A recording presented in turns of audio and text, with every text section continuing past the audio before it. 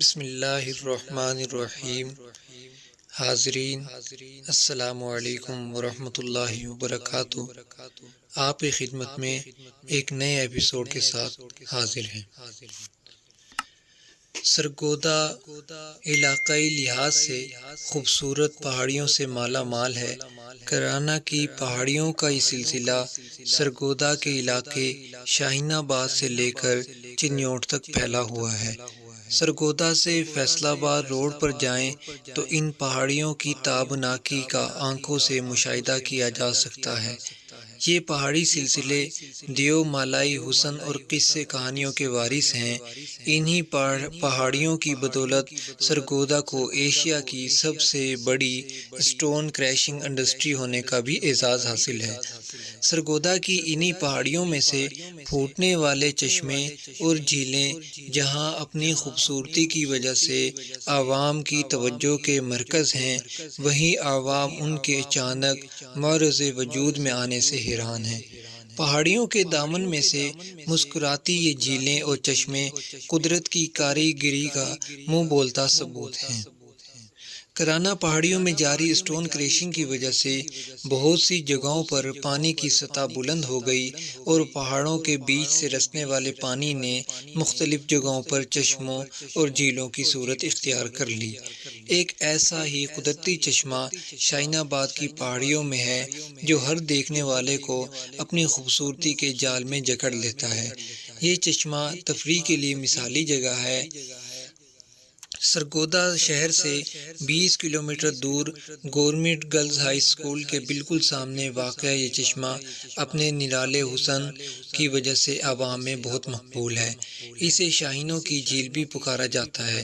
یہ قدرت کا انمول شہکار گزشتہ دہائی میں گرد و نواح کی پہاڑیوں میں بے جا بارود کے استعمال اور بلاسٹنگ سے ہونے والی تبدیلیوں کی وجہ سے وجود میں آیا۔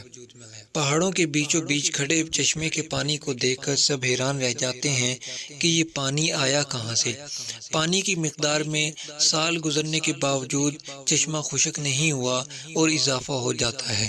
یہ چشمہ چاروں طرف سے چٹانیں پہاڑوں میں گرا ہوا ہے۔ دیکھنے والوں کو لگتا ہے جیسے یہ زمین کا انمول ترین حصہ ہے۔ بڑی بڑی چٹانوں کے بیچ کھڑا چشمے کا سبز پانی قدرت کا طلسماتی کرشمہ محسوس ہوتا ہے، اور اسے دیکھ کر ایسا محسوس ہوتا ہے جیسے کوئی افسانوی منظر ہو۔ پہاڑوں کی ساخت ایسی ہے کہ ان پر چڑھنا آسان ہے۔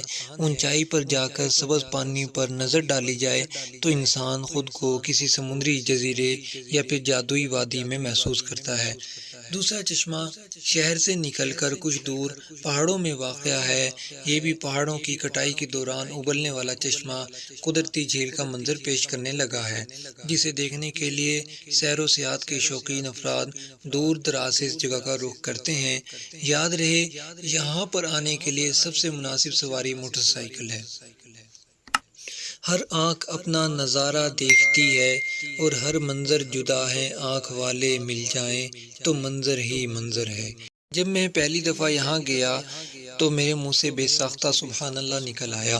دیکھنے میں تو یہ بہت خوبصورت مناظر ہیں۔ حکومت کی عدم دلچسپی کے باعث سیر و سیاحت کے شوقین افراد کے لیے یہ خوبصورت جھیل تاحال چھپی ہوئی ہے۔ اگر حکومت وقت اس پر توجہ دے تو یہ ایک خوبصورت تفریح گاہ بن سکتی ہے۔ بلند بالا پہاڑیوں کے درمیان کئی سو فٹ گہرائی میں کئی ایکڑ پر مشتمل جگہ پر ایک نیا چشمہ وجود میں آ رہا ہے۔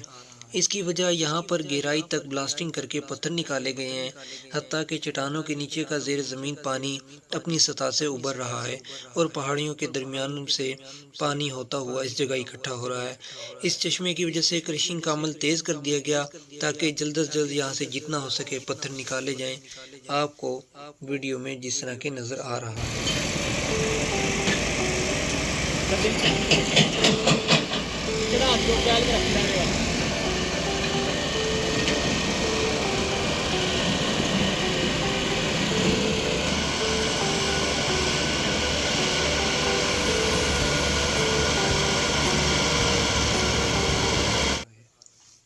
واپسی پر حسب عادت پہاڑیوں کی طرف نگاہ گئی تو مجھے احساس ہوا جیسے وہ محرومی کا استعارہ بنی نوح کنا ہیں۔ تا حد نگاہ دکھائی دینے والی پہاڑیاں اب چند مٹتی ہوئی تصویروں کی طرح کھڑی ہیں۔ ہم غریبوں کے گھروں کے چراغ امراء کے فانوس کی نظر ہوتے آئے ہیں، یوں ہی کام آتے رہیں گے۔ یہ پہاڑیاں بھی یوں ہی پاک چائنا دوستی کی نظر ہو گئیں۔ یہی پہاڑ کاٹ کر بجری بنائی جا رہی ہے جو سی پیک کے لیے استعمال ہو رہی ہے۔ اسی کے ساتھ اپنے میزبان حبیب اللہ مدنی کو اجازت دیجیے۔ السلام علیکم۔